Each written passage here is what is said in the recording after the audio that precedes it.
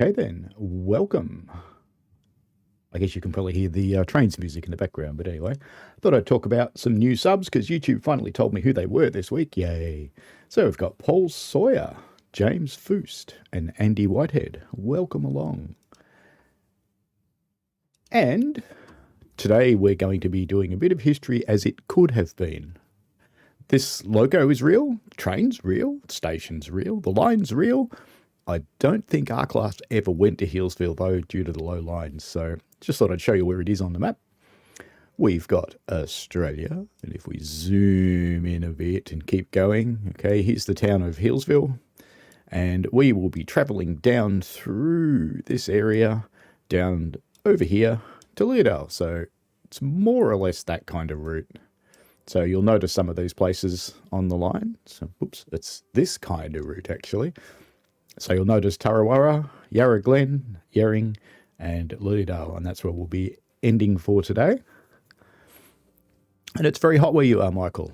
It's certainly not here. I have both of our heaters going. I think you'd probably call them a furnace, but we'll see how we go. It's quite cool here.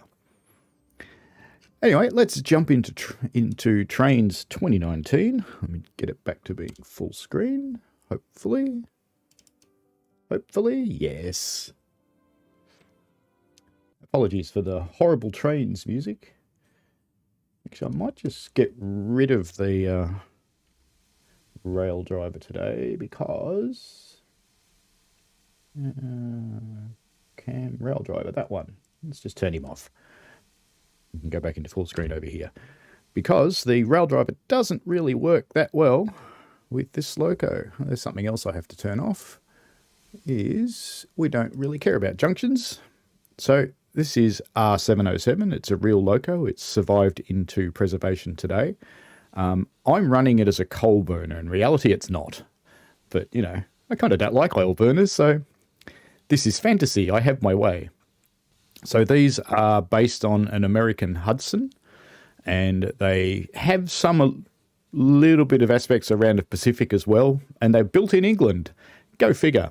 They were some of the last locomotives to come online in Victoria before dieselisation, and their delivery of the R's, J's and K's actually overlapped the delivery of the first diesels that came from the US. So the diesels that we started with, you would recognise if you're outside Australia as probably something akin to an F7, but we had S and, what are they, B-class diesels. Some of those survive today too.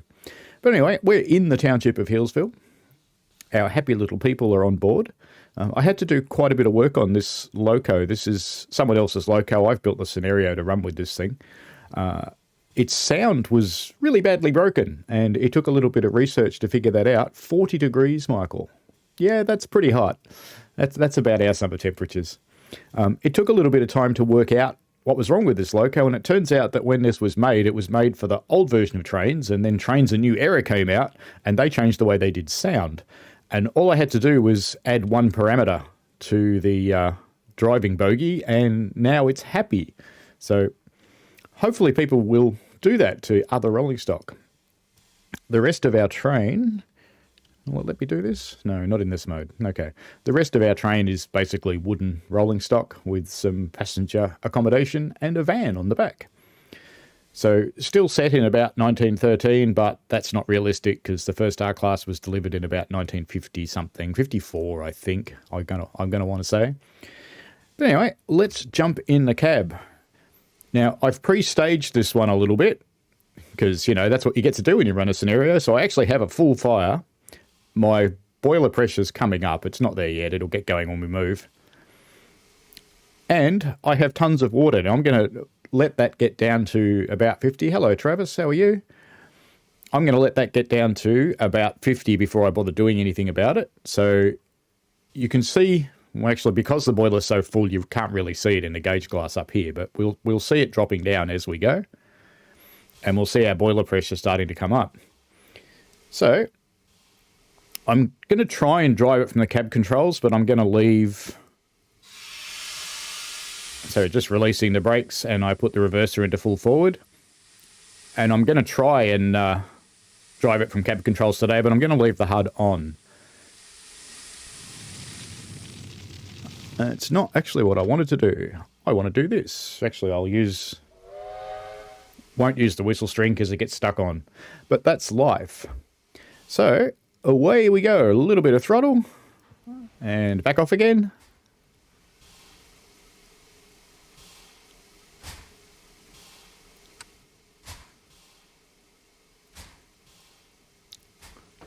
Now this loco does have quite a nice sound, especially when it's working hard. So we should probably make it work hard, shouldn't we?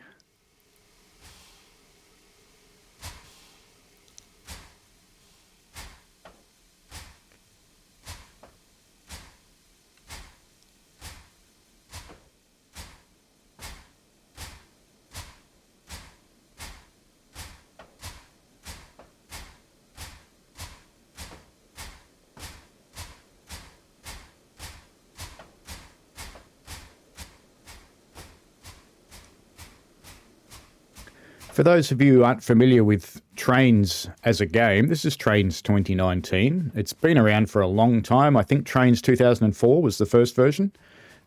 I've had most of them. I skipped Trainz A New Era because I didn't really like what they'd done, but I've come back to it, as you do.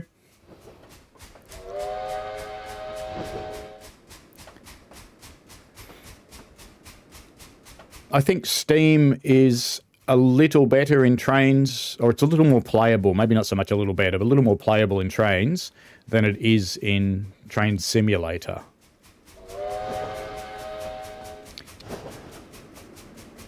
Just bring the reverser back down to a shorter cutoff so we don't use too much steam. We've got a 10-mile limit coming up soon, so, whoops, meant to use the cab controls. Start to back that off a bit. I actually do want about 1% on that. You can't do that with the cab lever. Hopefully the audio's okay today. So just looking around our cab, give you a bit of an introduction. It's the reverser, which controls how much steam you're using effectively. Driver's injector, and we watch that up here on our gauge glass. We've still got lots in there. Our boiler pressure's a bit shit at the moment. Hopefully that'll pick up. Should do. Got plenty of coal in there. I have a faint suspicion it thinks I'm putting more coal in, actually, but I'm not. But anyway, we've got the independent brake, which is just the locomotive. We've got the train brake, which is the whole train. We're about to be speeding through our 10-mile-an-hour zone. Don't really care. We have another fireman's injector over there, so if I can't put enough water in with the driver's injector, I'll come over to this one and put that on as well. Might just put our blower on, even though I shouldn't need to, just to try and get our boiler pressure to come up a bit. There we go. We shouldn't need the blower on when you're moving. You really shouldn't, but that's okay. Alright, it's time to start putting on some more speed. Well, it still says 10 mile an hour, but I have a low care factor.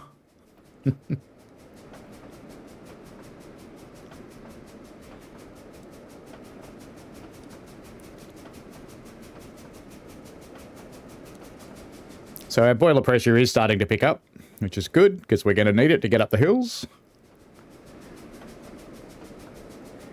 It shouldn't be as touch and go as last week's stream because we were going the other way and we're using a very underpowered locomotive. This is a very overpowered locomotive.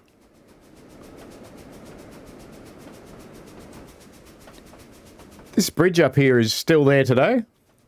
So it's a feature of the Healesville line. So it has survived.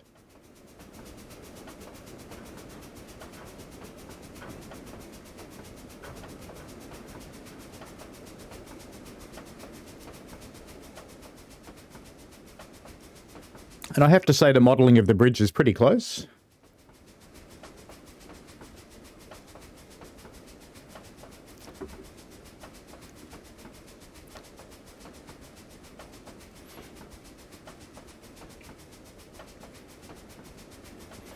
I wouldn't exactly say we're flying up the hill, but we're making a good pace up the hill, given we're only on 30% throttle.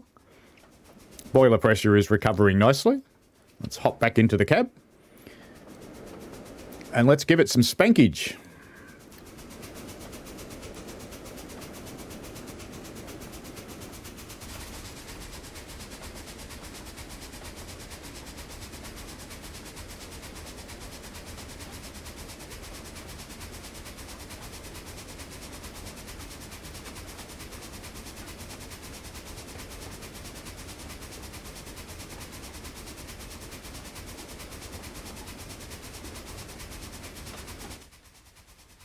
That's an interesting camera angle to choose there, Trainz, but that's okay.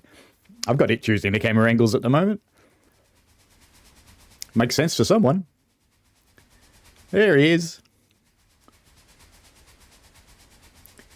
I'll just get back in and back my throttle off because we're coming into a corner. Oh, drop it down, not up. Into a 25-mile-an-hour corner. And our boiler pressure has come back up nicely. Oops, I don't want to be changing that. Not really.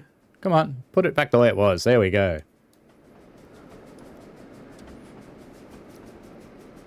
I once had a steam driver explain to me, or it was actually during my boiler course, that the best way in most locomotives, the way you avoid a cock up is to make sure your cocks are down. So when these things are down, they're open. If they're like this, it's not going to let me do it all the way. But if they're sticking out sideways, they're closed. So trained people being what trained people are. So you can see our boiler levels dropping quite rapidly now. It certainly didn't need to be that high. So when we're going downhill, we need a little bit more water than when we're going uphill, but it doesn't need to be chock-a-block full. That just gives you more water to heat. Coming into the tunnel now.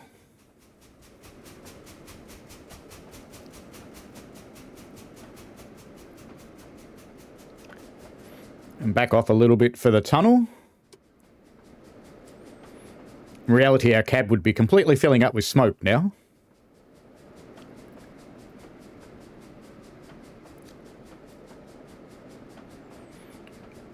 And as we come out of the tunnel, we head down, start this long downhill run.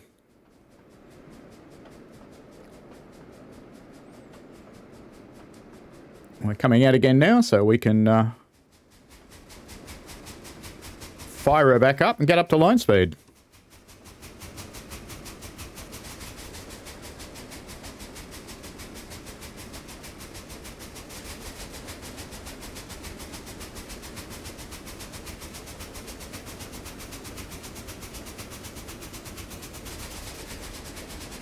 Time to start putting some water in, I think. We're down to 34%, so let's do that.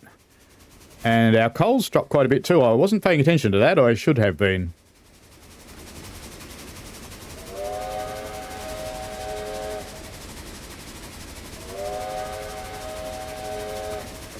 This game doesn't punish you for really bad firing techniques, so you need to keep this near 100, but it doesn't punish you if you put it in all at once.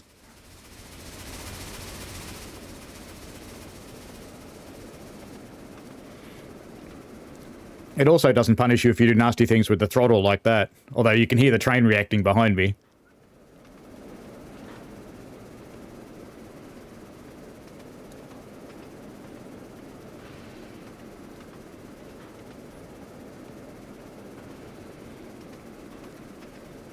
I'll have to brake shortly because we've got a 35 coming.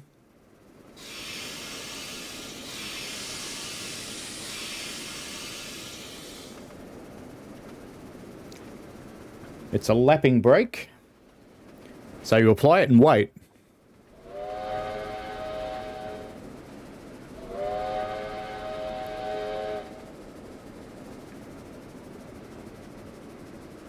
So you can see the brake's finally starting to actually take some effect. And now that it is, I'll release it, because it takes just as long to come off.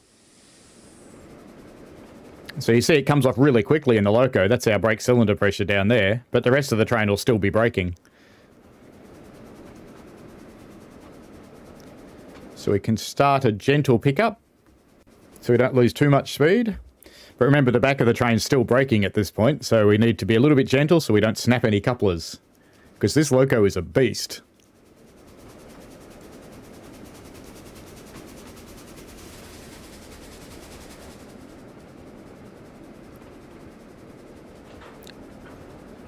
What they mean down here, this little sign that says open crack throttle while drifting, is you should have it just barely open, which you can't do with the cab control. Excuse me, with hiccups. The reason for that is the oil mechanism goes through the steam into the cylinders, and if your throttle's closed, guess what? Your cylinders aren't getting any oil. That would be bad.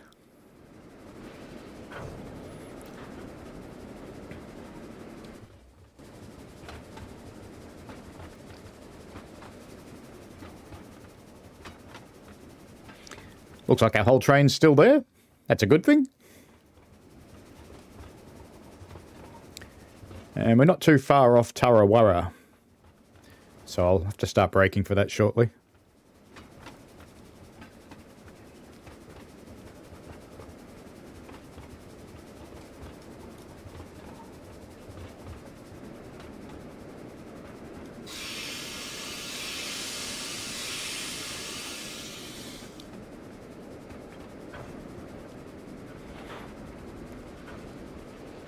So that's about the minimum application on this brake.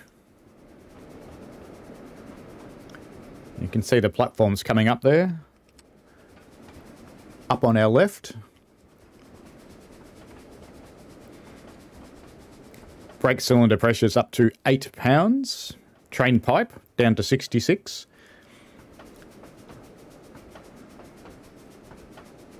May even have to release this so we actually get there. It feels like we're slowing down a bit quick. Back in the cab, and release.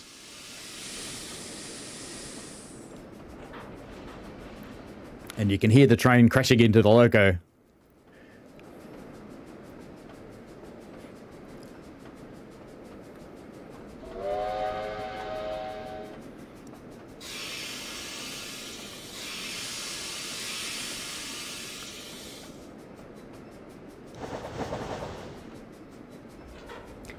Tarawara is a fairly short platform, so we'd only want to get some carriages in the platform.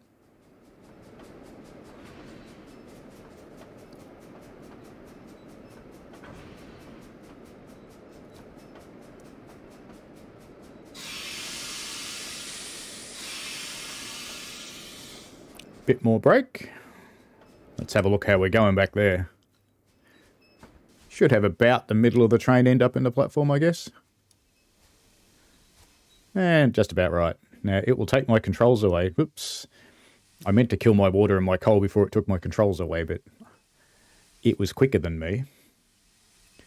Otherwise, we're going to overfill things. But that's okay. Trainz actually takes the locomotive away from you when it's doing things like station stops or loading goods. So our water is way too much. Going right back up to full, but our coal... We're struggling a lot with coal today.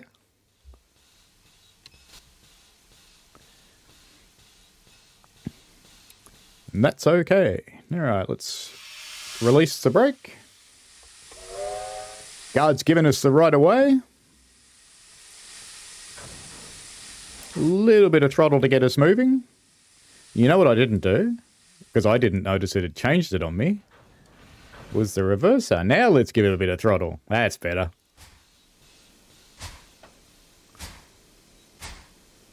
Now that the train is all stretched out again, and the brakes are almost completely off now, we can go for some more throttle. Road crossing coming.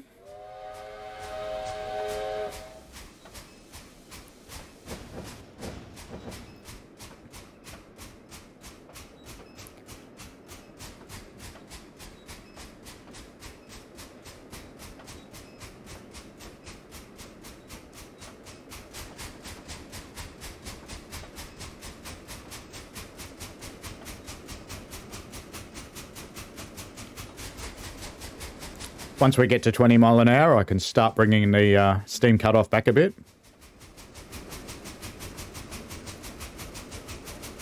Near enough. So you bring it back to the point where you're going to run. The reason you do that is so that you're not using all the steam all the time, because if you did that, you wouldn't have any left. It looks like our coal's starting to recover. Our fireman's finally doing his job. Not that our firebox is open. But remember what I said about before, this being an oil burner? It's got the oil burner controls, and I'm putting coal in it. That's okay, as they say. And our water that I wasn't paying attention to went a bit nuts, so we'll let that come down again. We're losing a lot of water. This is quite unrealistic. There's no way we'd be using this much water. Because this loco is not working hard at all.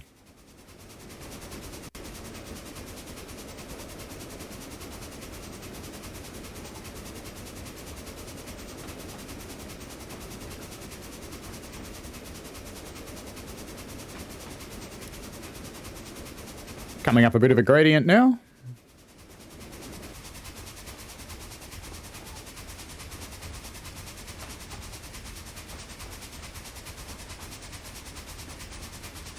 Coal's recovering nicely.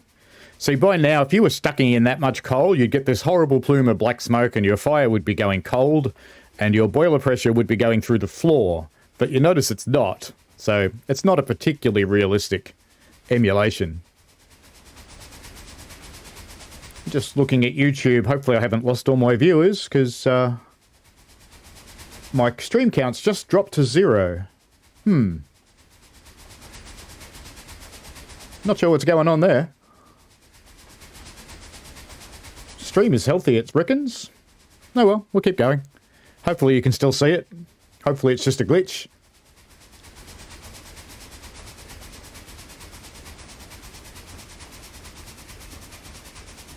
Alright, we've crested the grade, coming down the other side. Whistleboard there.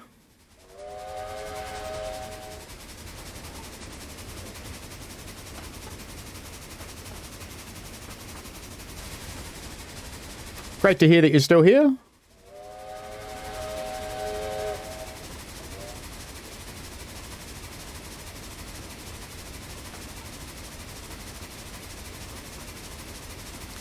We're coming up to one of our principal stations shortly.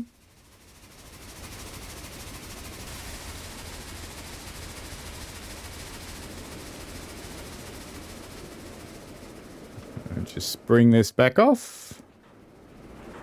And we'll just drift in the rest of the way into Yarra Glen. This is the 35 corner, but I'm ignoring it. I have faith. I will start slowing down for the 30 approach into Yarra Glen, though.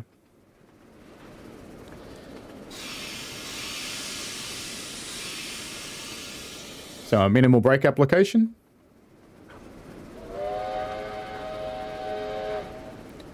Not sure if we can see our signal yet. Oops. Where is it? Very sensitive mouse controls on this thing. No, no signal yet.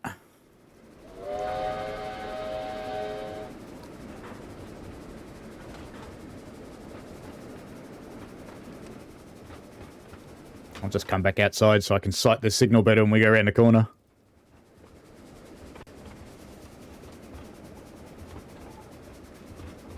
We've gotten down to the 30, so I'll release the brakes. I don't know if you'll see that.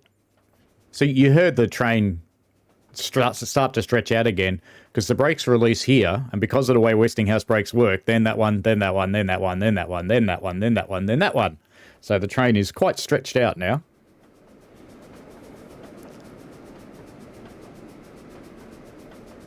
If anyone's interested, I could do a tutorial on Westinghouse brakes at some point. Most trains use them.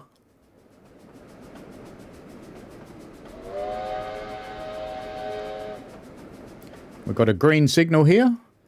So Victorian signals, if they're flat, they're at stop. And if they're up like that, they're good to go.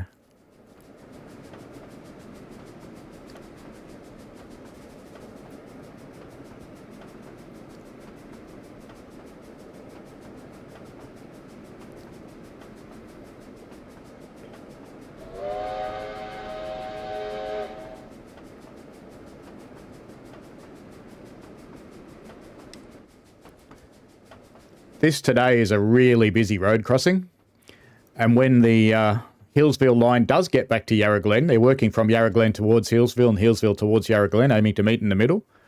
When that happens, I think they'll be a little bit unpopular because they'll be closing that crossing fairly regularly to get trains through.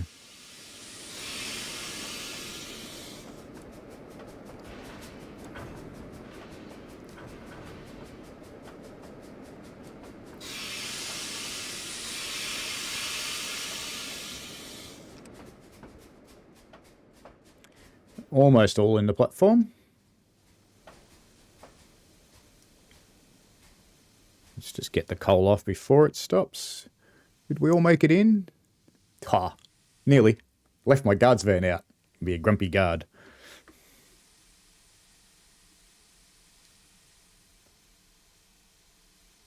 So Yarra Glen Station looks mostly like this today. These buildings are not there anymore.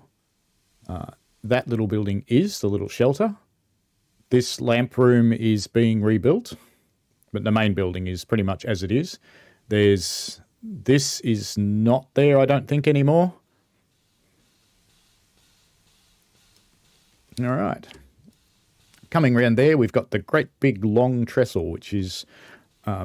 I was trying to find out whether it's actually the longest one in Victoria, and I found conflicting information, so I'm not going to go either way.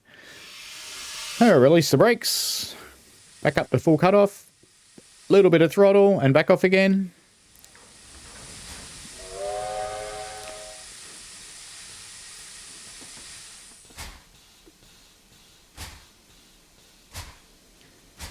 Nice gentle start for our passengers.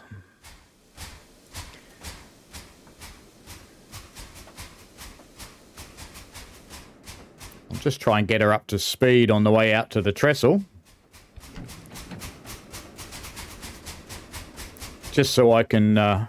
woo, water of 0. We're going to go boom. That was about 50% before. How did it get to 0 in a station stop? Better not use any more steam then if we've got no water. I think I might just crack the other injector as well. But let's watch it go over the trestle and hope it doesn't explode. Or maybe we should hope it does explode. That'd be fun.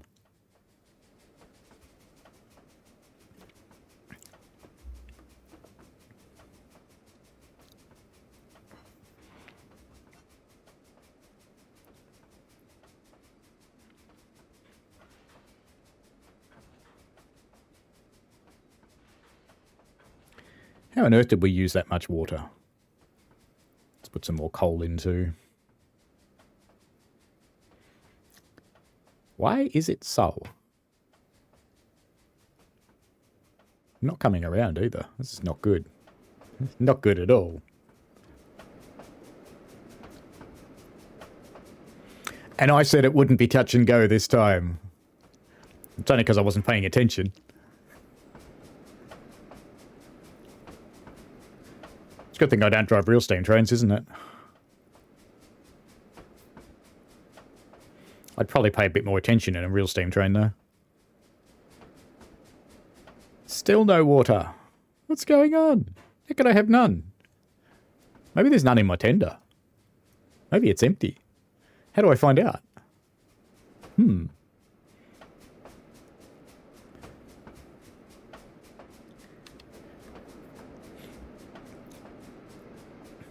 Well, it hasn't blown up yet.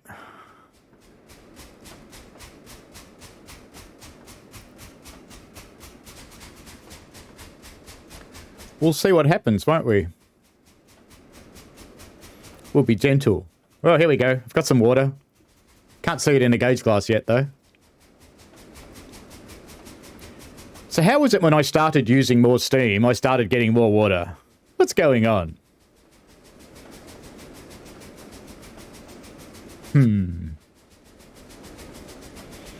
I got water now.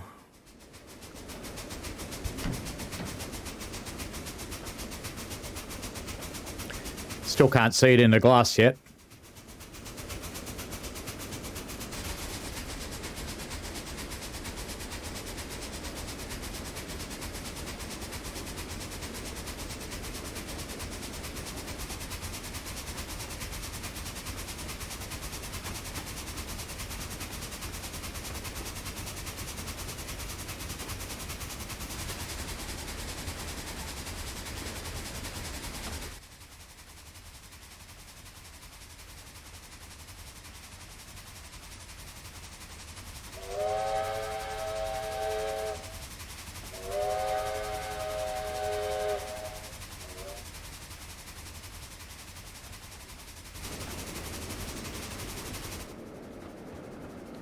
Couple of tight corners coming up.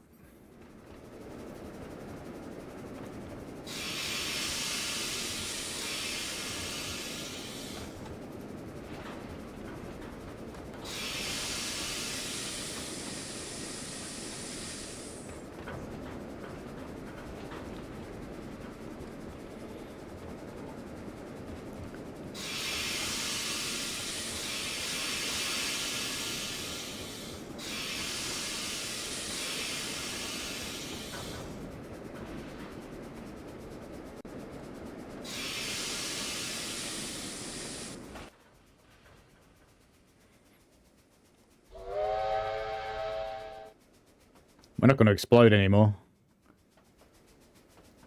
Plenty of water.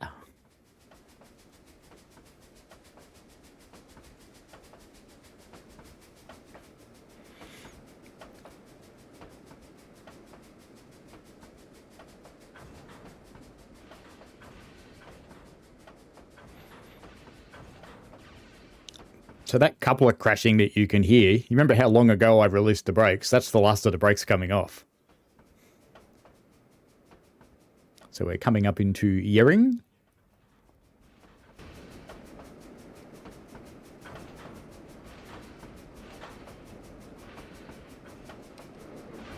Just going to kill one of these now. Actually, I'll kill both because I don't want to go over 50% water. Coal's almost back to the ideal level as well.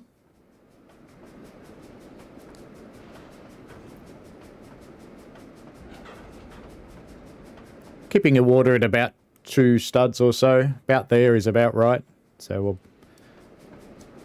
Even though we're not really using any.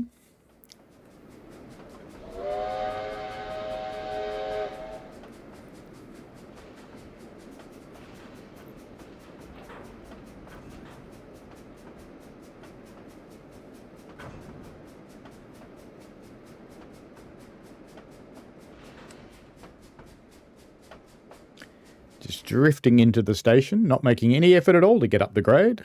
Might have to though, I think.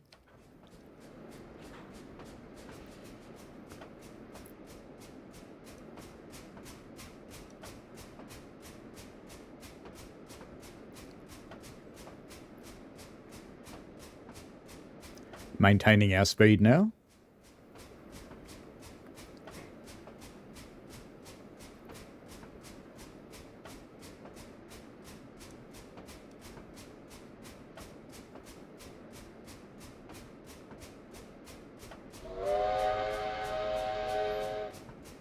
Yeah, Travis, it will actually cause an explosion.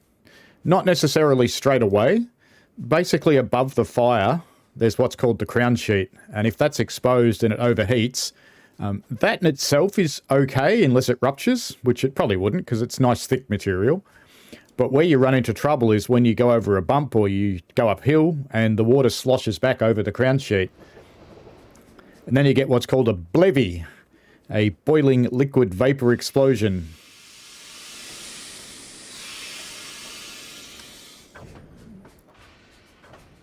A bit too much brake.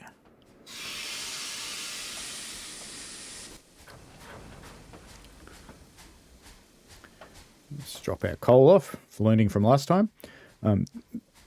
When you instantly evaporate water into steam, I think it expands to 2,300 times or 2,700 times its size. I can't remember which. I should look up my boiler notes. Stop. Now we can overrun the station. Too much the opposite way. Oh well. Now, steam locomotives do have a defence. Modern ones anyway, and this is a modern one. They have what are called fusible plugs. And the idea is that the fusible plug gets burnt away because there's no water at the level of the plug, and the plug's usually a brass or a bronze plug with lead or tin, so fairly low temperature melting metal inside it. It's exposed to the fire at one end and it's exposed to the water at the other, and the water keeps it cool.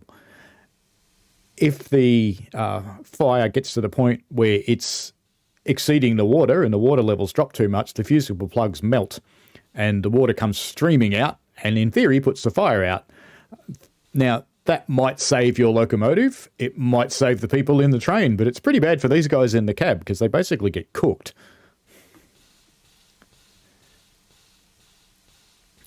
So it's one of those good corporate defense mechanisms.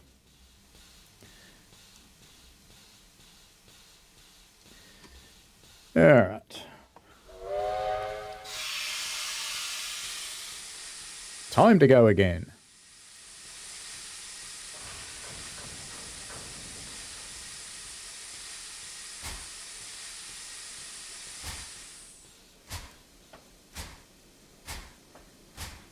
Head up into our final run into Lilydale.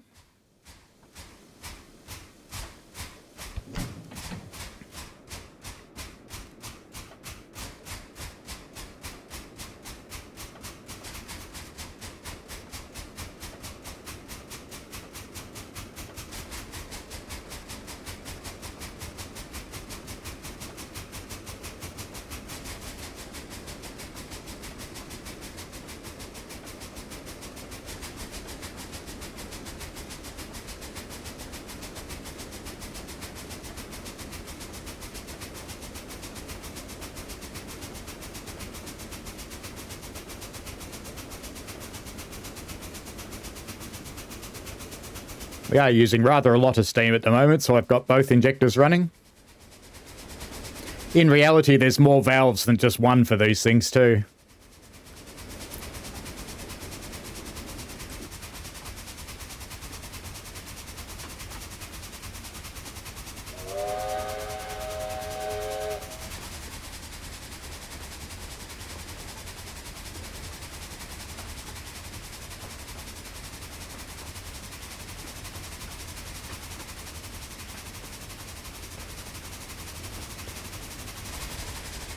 Fairly famous vineyard there.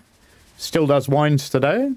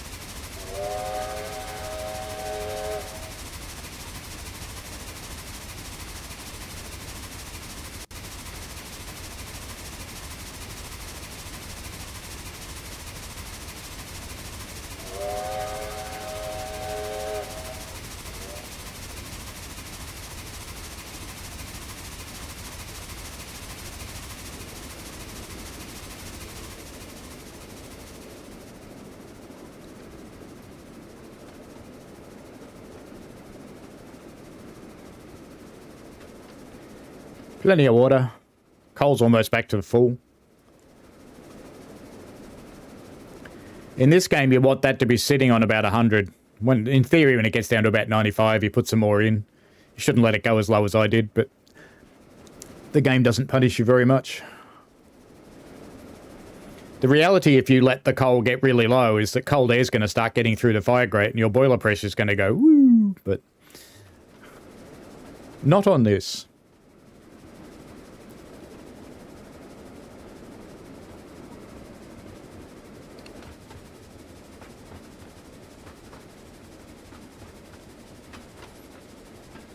Almost time for Coldstream. Coldstream make an excellent cider. Recommended if you get a chance. And no, they're not sponsoring the stream and I have nothing to do with them. I just like it.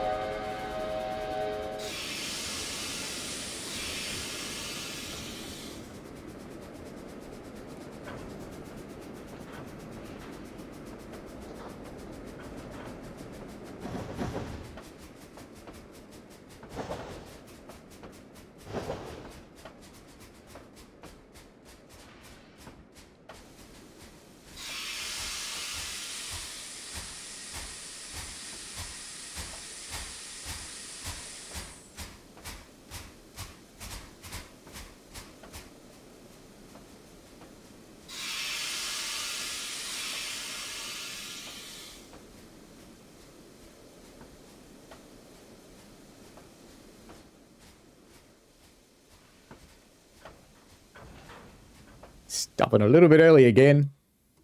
Twitchy mouse.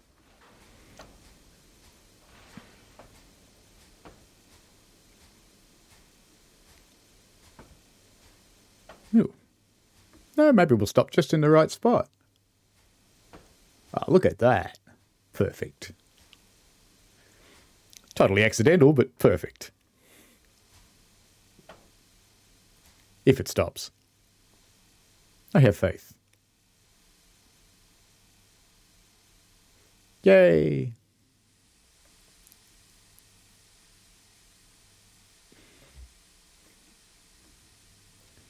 It's blowing off safety valves currently. I don't have to worry about water in the tender, there's plenty. Coal and water. It's sad that it only shows you that when it's stopped. Alright, back in the cab.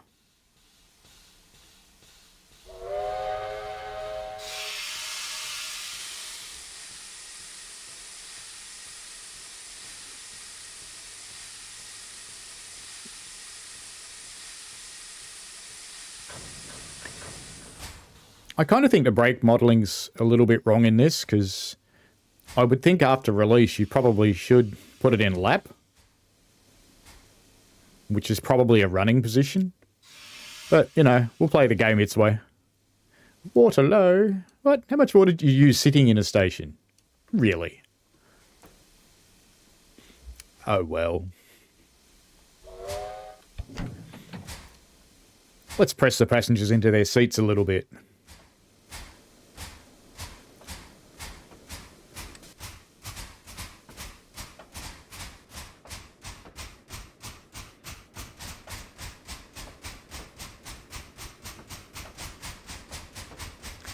Yeah, that's very likely, Travis.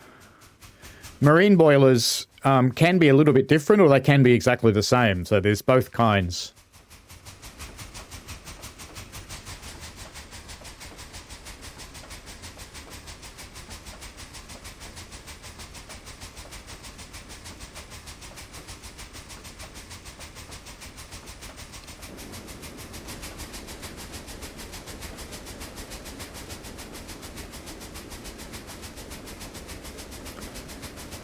So the two principal kinds of boiler, there's fire tube boilers and water tube boilers. A steam locomotive is almost invariably a fire tube boiler, which means that the fire, or the hot gases from the fire, ideally not the fire itself, combustion should be finished by then, passes through tubes inside the boiler and heats the water and comes out through the stack. So from the firebox, it runs through a whole lot of tubes through here. There's usually half a dozen big ones and lots of little ones, and then out through the stack here. With a water tube boiler, the fire, which is usually some kind of ring burner, so a lot of steam cars work this way. They'll have a big burner, a little bit like a home hot water service, I guess, in some ways, and the water is through tubes that's passed through the fire, or pass through the hot gases from the fire. Those ones, if you spring a leak, the worst you get is wet and your fire goes out. There's not much pressure actually in the tubes, so you can't really explode. But these ones, yeah, they can certainly make a mess.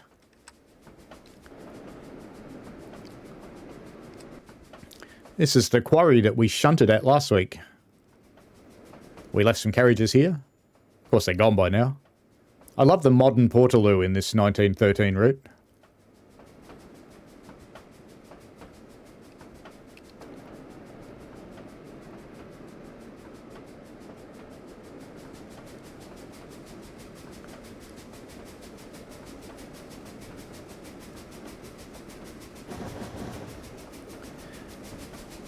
I always kind of thought injectors were either on or off, and didn't really think they had percentages. Percentage water flow, maybe. And they're just controlling it with one valve.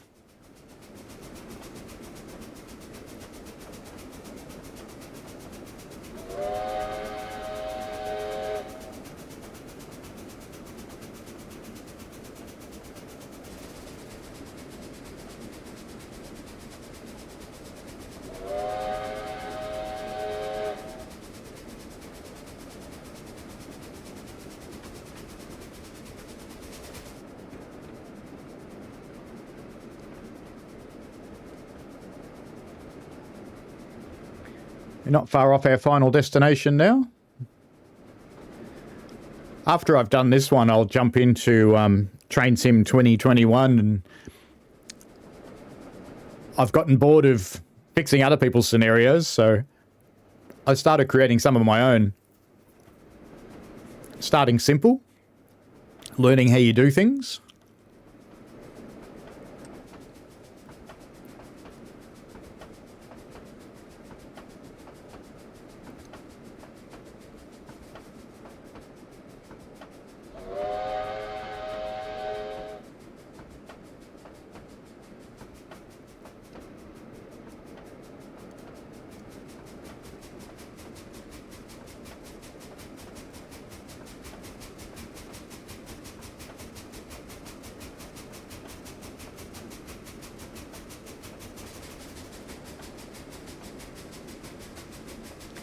It's amazing how much coal it used in that short time, given we weren't working hard.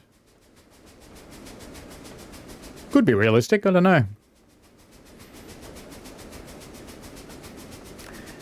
These locos in real life are driven by a stoker. There's our green signal for coming into Lilydale.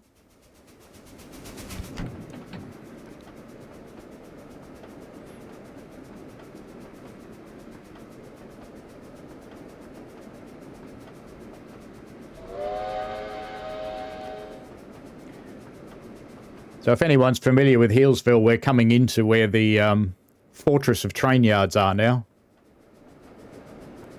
We're about to cross Little Creek where the current line ends.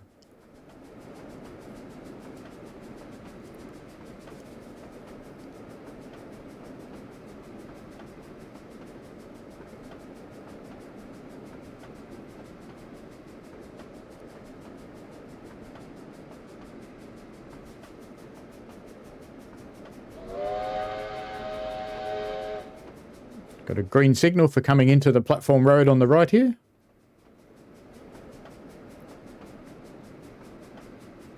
Which is what we want.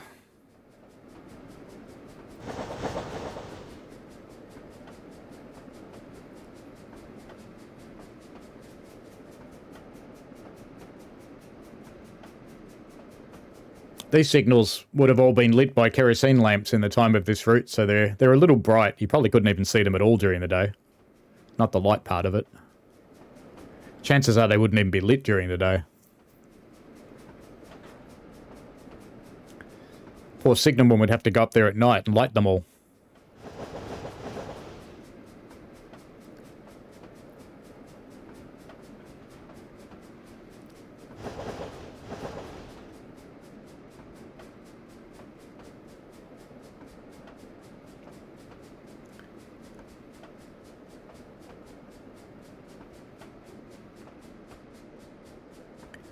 There is a whistle board there, but that would be for the crossing after the station, and we're not going through that.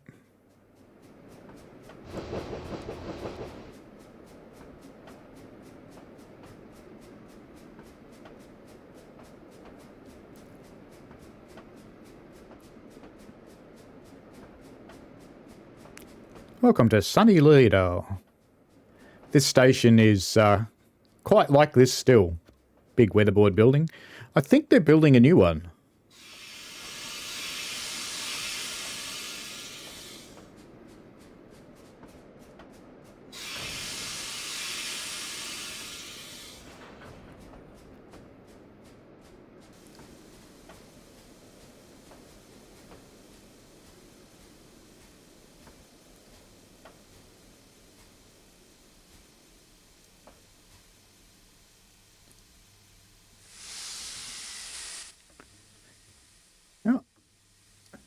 Someone's paying them for a bit of advertising.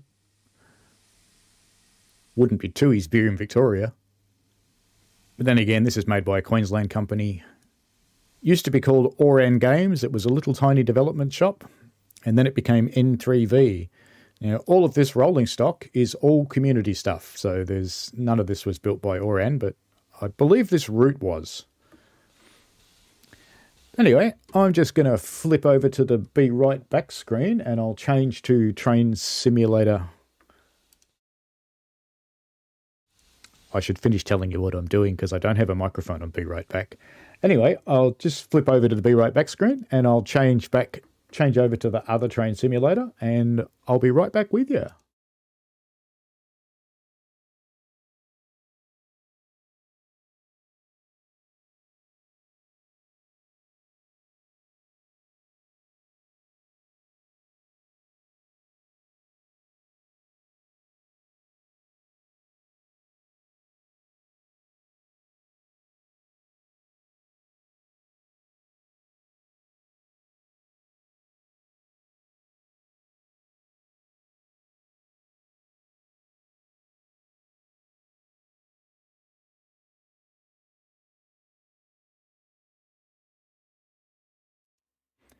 All right, Trainz is loading up. I should put a microphone on the Be Right Back screen, shouldn't I? We won't log into Dovetail Live right now while you're watching. I don't know why it forgets, but it does. We want to go into Drive, and I'll show you one that I've been playing with. And routes. Sacramento Northern? No, that's not a route. What am I doing? What am I doing? Okay, now we should be able to do it better. Sacramento Northern. And hopefully we can find... That's mine. Look at that.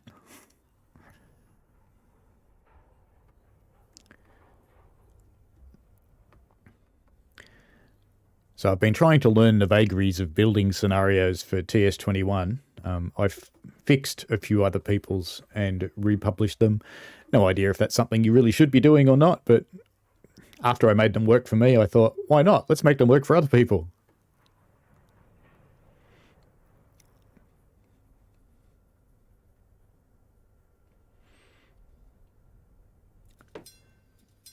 All right, so if we pop out here, we've got we're doing a mixed train, and we're using a Sacramento Northern, I think they call them a trolley motor or something along those lines.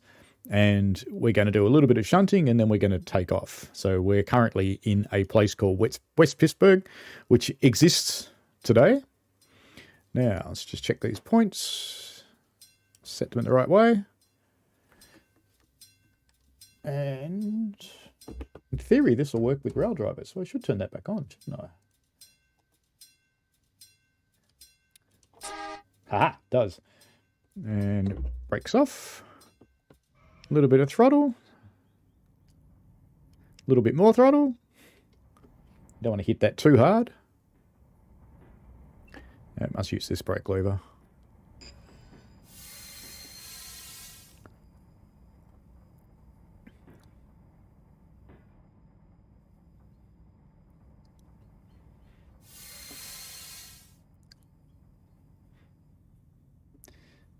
All right. And now we head off the other way. And off to do some more shunting.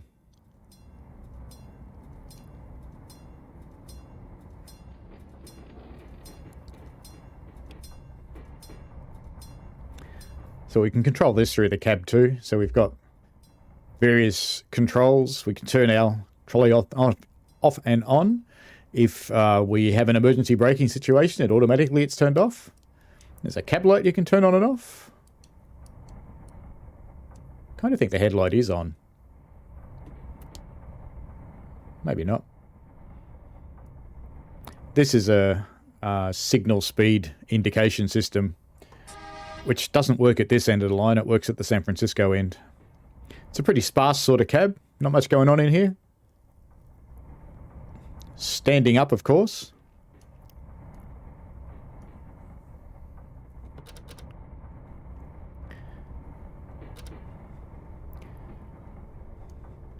So this scenario doesn't run overly long.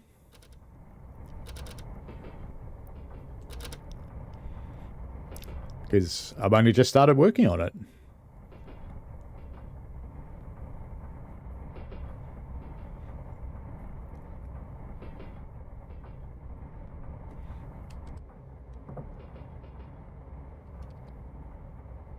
It's our little caboose, because American trains of this area always had one, even if they only had one car. I kind of think on the light trolley roads they probably didn't bother, but it was there, so I put it on.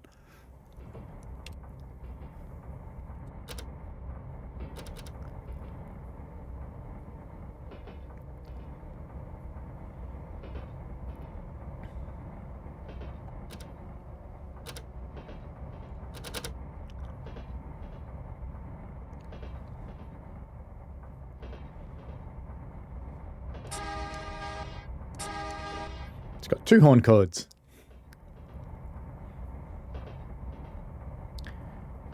Cruising along happily. This is a giant floodplain of the Sacramento River. As you can see, it is a little bit wet. Actually, Michael, if you're still watching, I quite liked the water in the Cane Creek stream. Even though it was on PlayStation, so it wasn't very high resolution. I thought they actually had some nice reflections in it. I'm not sure if I'm going to buy the route, because I'm not a big fan of hustle and bustle and then an hour or so of driving at low speed and then hustle and bustle. So I'll think about it. I have actually got it advertised as a stream, but I'm still umming and erring about actually buying it. We'll see.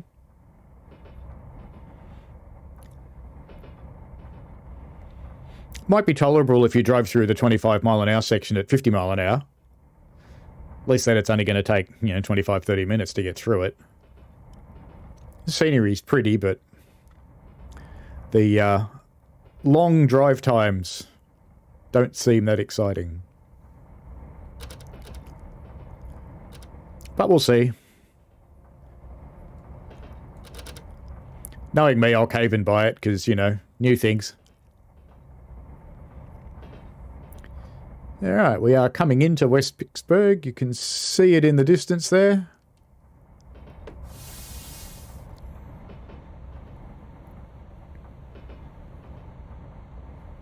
So I actually have to stop just before the station.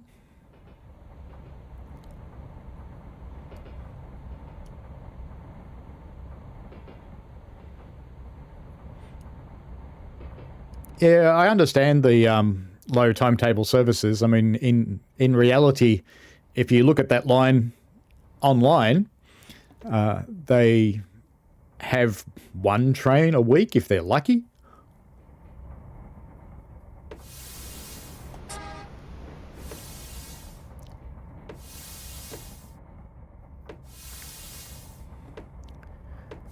One of the things I want to do is make this signal red in the scenario, but I haven't figured out how to do that yet. Because you actually have to stop before it. Because the other thing I haven't figured out how to do yet is to set the road in a scenario.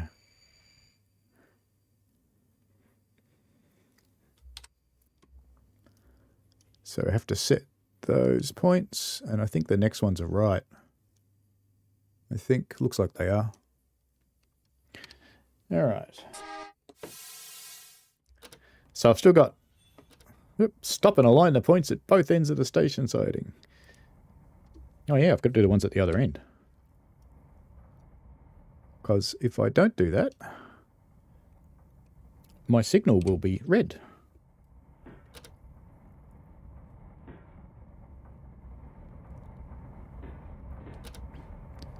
And those points, yeah, they're right. I think. Yes!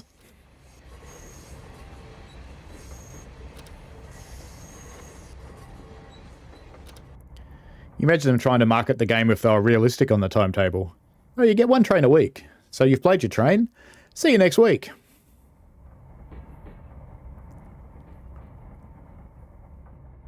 It does look really nice, though. They've done an excellent job with that.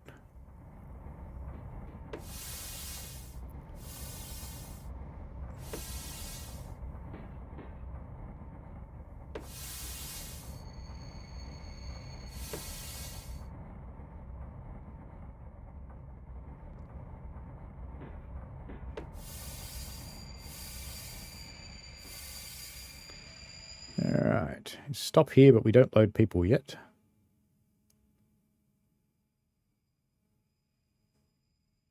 Maybe I went too far forward. I should have had an instruction.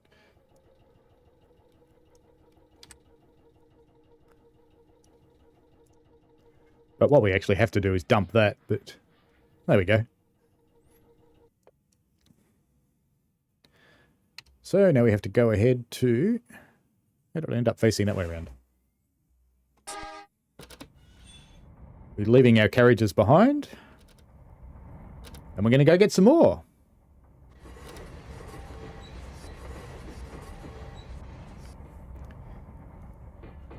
What did you think of the revelation that came out during the week that made some people swallow their tongues, that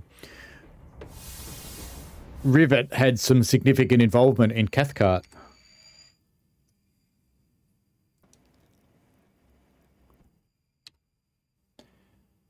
All right. Off we go to the ferry slip dock. Or not. There we go.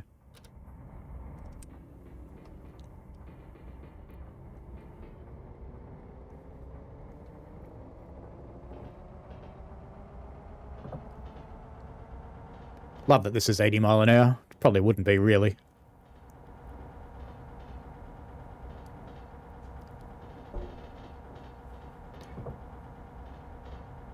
Some of the people who love to hate Rivet, who, this water's nice reflections in here. But I think some of the people that absolutely love to hate Rivet and said Cathcart's so awesome are now saying, oh no, yeah, but I could see that. I could see why Cathcart's really bad now. Which I find hilarious. Coming up on our little dock.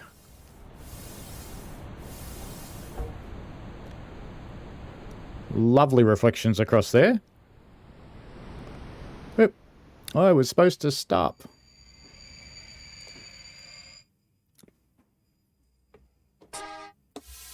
Gotta get off these points. I'm still working out how to make the directions actually work in the scenarios, but I have to come back onto this little bridge. So we get to see the really nice reflection again anyway. It's cool. Now, let's set these points. I want to go where I am, which is up here.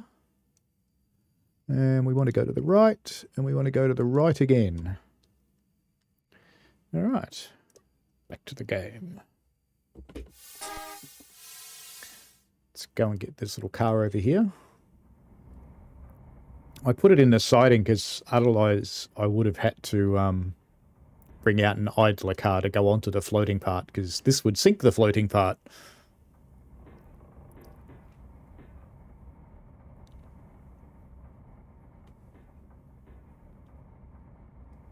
Yeah, it doesn't bother me in the slightest either. I actually think Rivet's done okay on the other routes. They're both very playable. It does have some problems, and they're a little bit annoying about not admitting to the new braking bug that they've created on Arosa.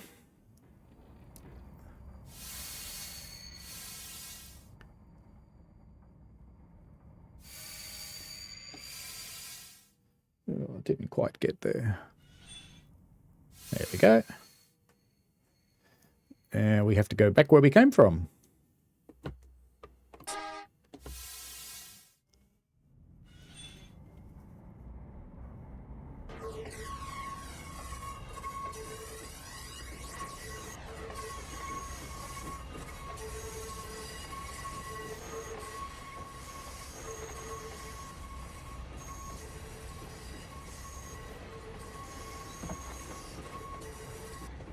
I wonder what this is. It's lines in the sky. There's another one there. Never noticed them before.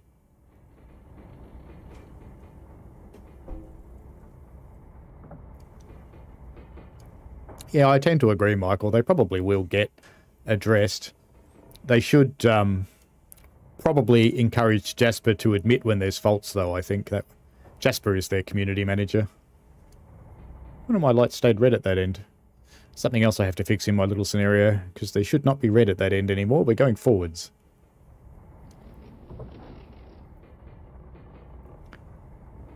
But that's okay.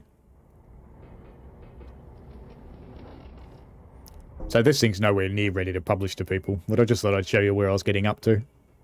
I have a lot more learning to do to make it all work properly.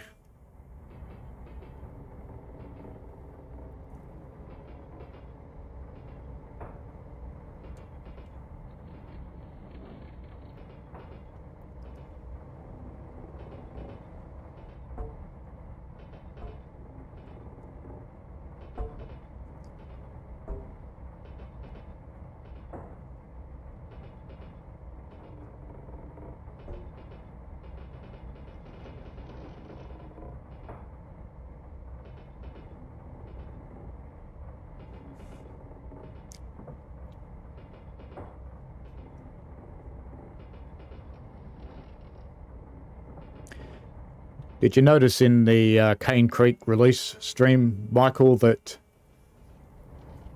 Justin accidentally revealed the release date?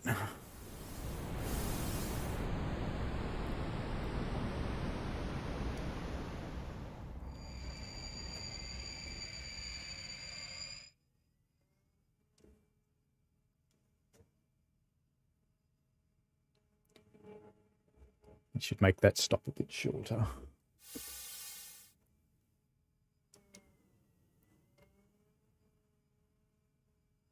No, let me out of my stop. I bet you I set it for something stupid like 30 seconds. There we go. You have permission to pass the red signal to get the rest of your train. Couple up to your train and push back to clear the crosswalk and load your passengers.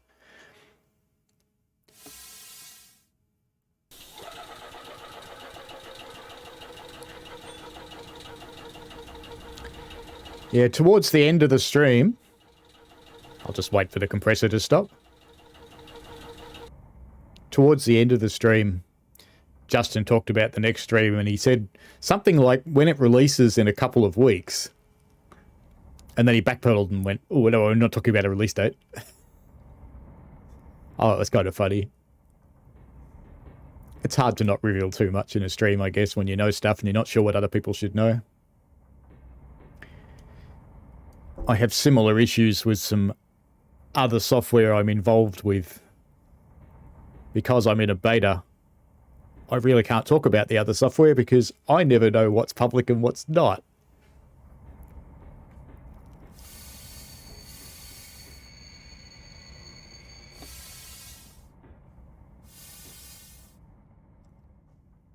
Now we're going to do something incredibly unrealistic.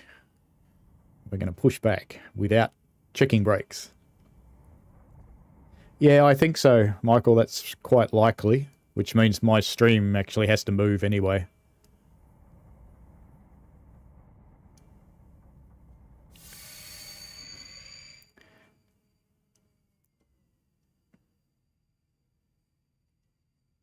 I think that number was increasing, not decreasing. Let's try going this way.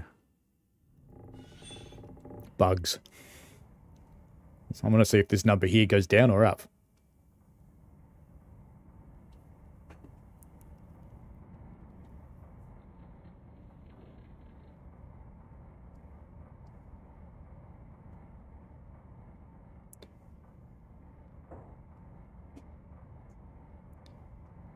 I have bugs in my own scenario, isn't this sad?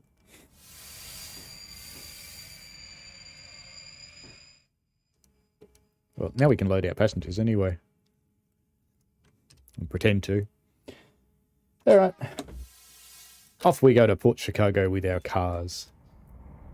So there's certainly some work to do there to make that part of the scenario actually work.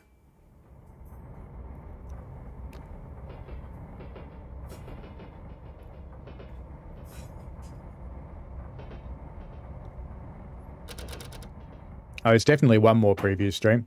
It might actually release after the next preview stream. They've done that before.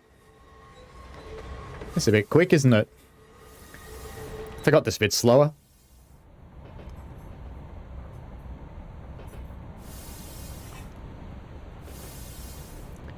They want their drivers to slow down through here because this can be full of water.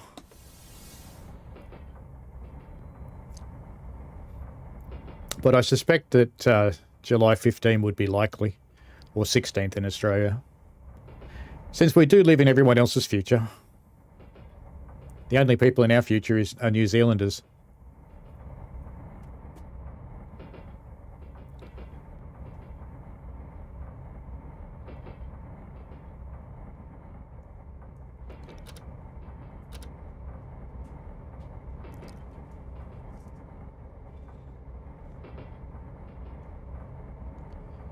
Just reminds me.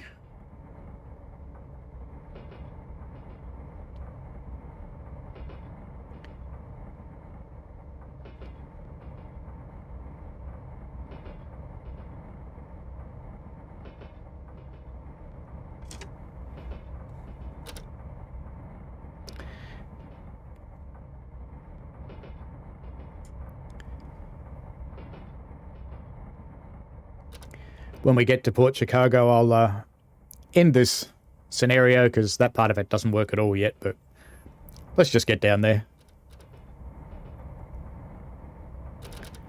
My eventual objective is to push one of the carriages into the UP mainline, which is over here, or into the transfer siding anyway. But the scenario doesn't like doing that, and I haven't quite figured out why yet.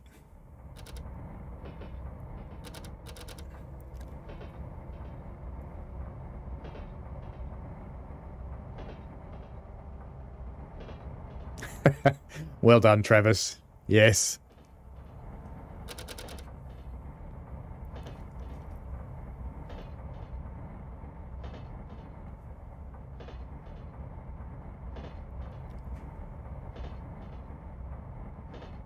Travis just pointed out that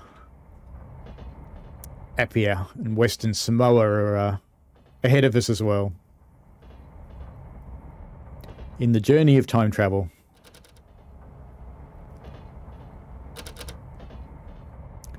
Even though this is an 80-mile section, freight's limited to 50.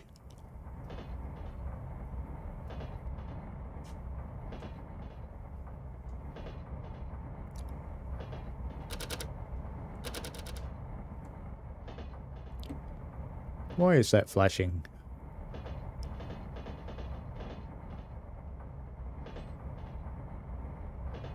I haven't programmed anything for that to be flashing. Ah, it's because this one's red. We're going to crash this party. What's going on here? Ha, fixed it.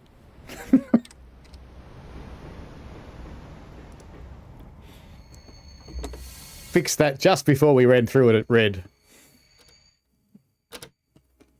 Or did I? No, I didn't get an emergency brake.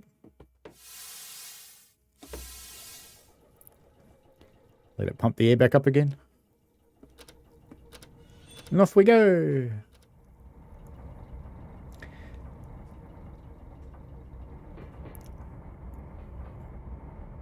I don't know if I'll take that out of my scenario programming or leave that accident in there. That's kind of cool. I'll probably have to put an instruction in there that tells people what to do, though, or add a opposing train or something.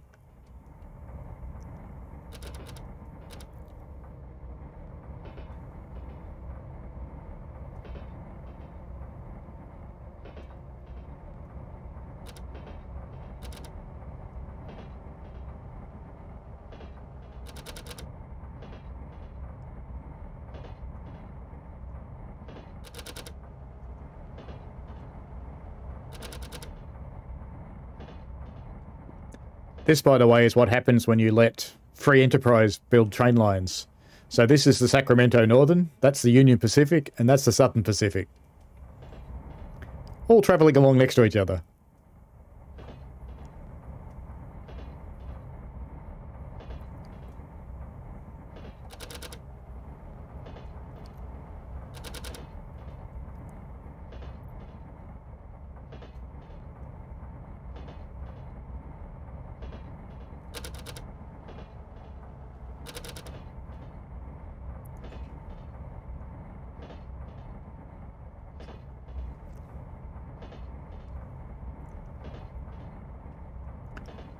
Two miles to go. This is a very old route in Train Simulator 2021. I kind of like it, which is why I picked it for the first attempt at building a scenario from scratch.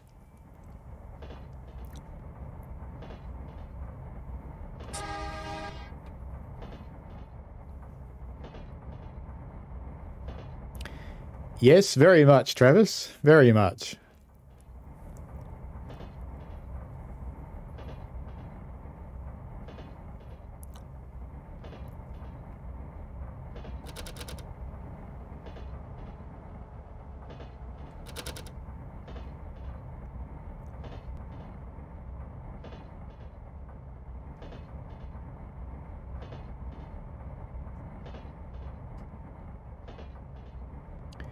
I think our two airlines policy, the original one, the Ansett Qantas one, Qantas was a government airline at the time, and the owner of Ansett, Mr. Bob, had his hands so deep into the Prime Minister's pockets they were on very intimate terms.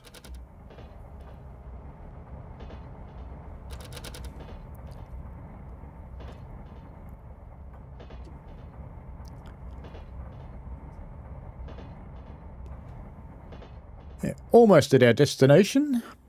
And I'll try and do the little bit of shunting that happens here, but I don't think it'll actually work. Because I tried fixing the problem and I did save.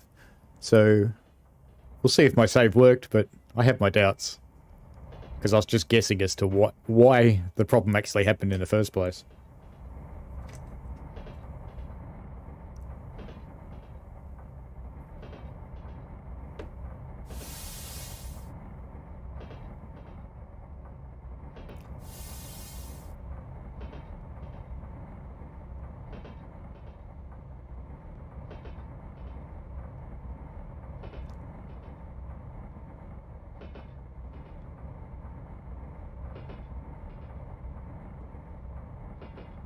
Oh, I've made some progress on having people join in as voices in the stream too.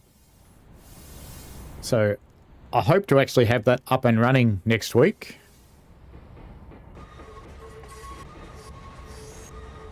So if you're interested in taking part, Travis, I know how to get hold of you to send you the key to get into it. It'll be using Google Meet.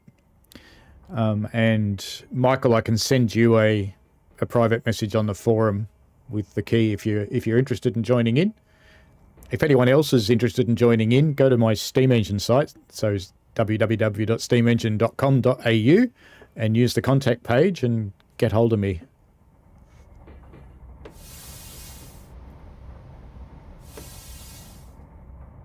Yeah, that's true, Travis. I'd forgotten about that.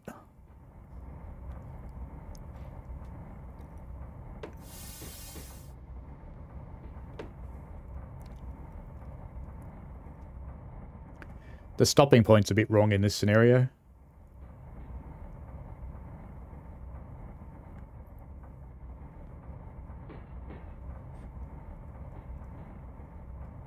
I've got to edit the route to fix this, though, because the stopping point's way down here out of the station. The one that comes with the route. I'm not quite sure if I'm game to try and edit routes yet. I might just make a new stopping point in the station.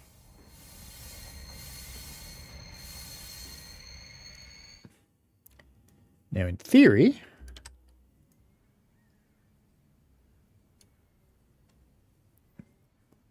let's put on some handbrakes, I guess.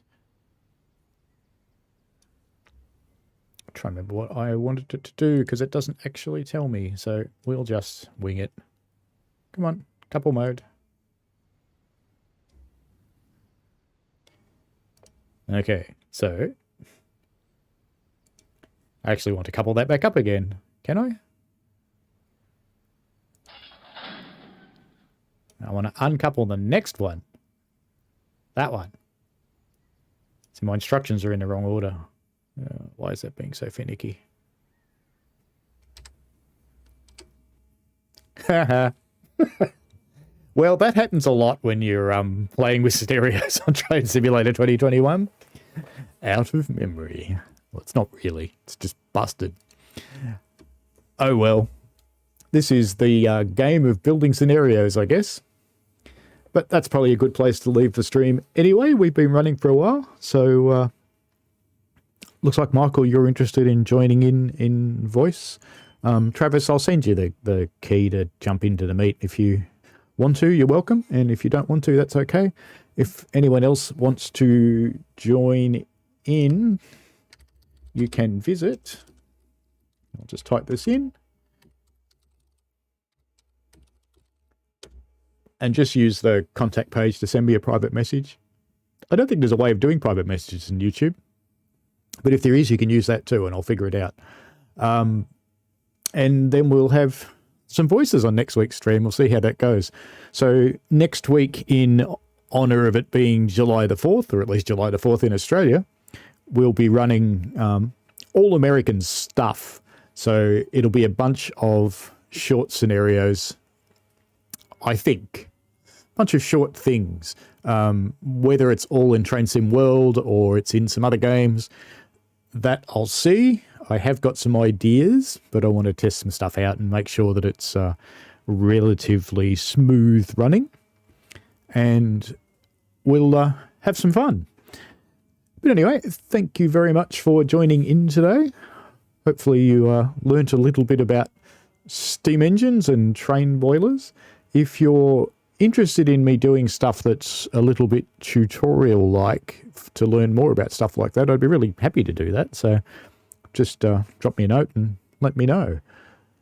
Anyway, thank you very much for watching, and I hope to see you again next week, and I hope you enjoyed the stream.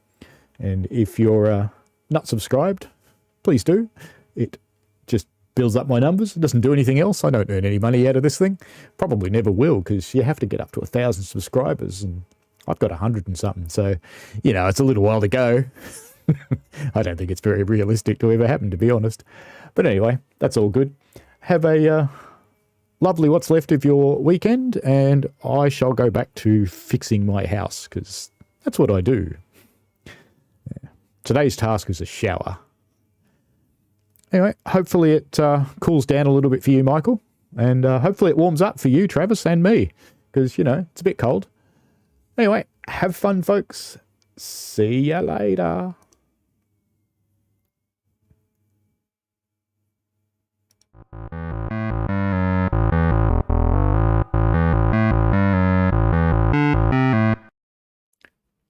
All right then, that brings us to a close for today.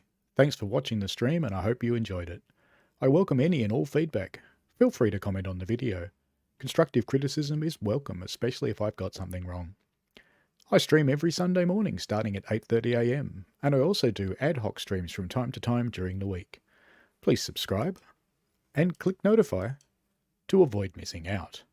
Subscribing helps me by helping me see what content is good and how it helps the channel grow, or doesn't, as the case may be. So a little bit of info about me.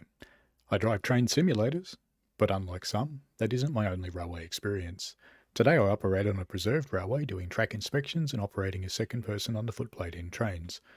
I've driven steam, diesel, sparks and trams from time to time across several rail networks. I understand how trains work and how complex train forces enforce certain train handling procedures, especially around acceleration and braking. Generally when I'm driving a simulator, I try to be prototypical. I don't have a lot of in-cab video because we cannot do it while moving, but here's a short clip of me doing the cab half of a standing brake test to ensure continuity across the train. I build model trains in traditional means and have an ON30 logging railway and a Lego trains layout because I can. So yes, I'm not just a gunzel, I'm a proper train nut. Thanks for watching and see you next time.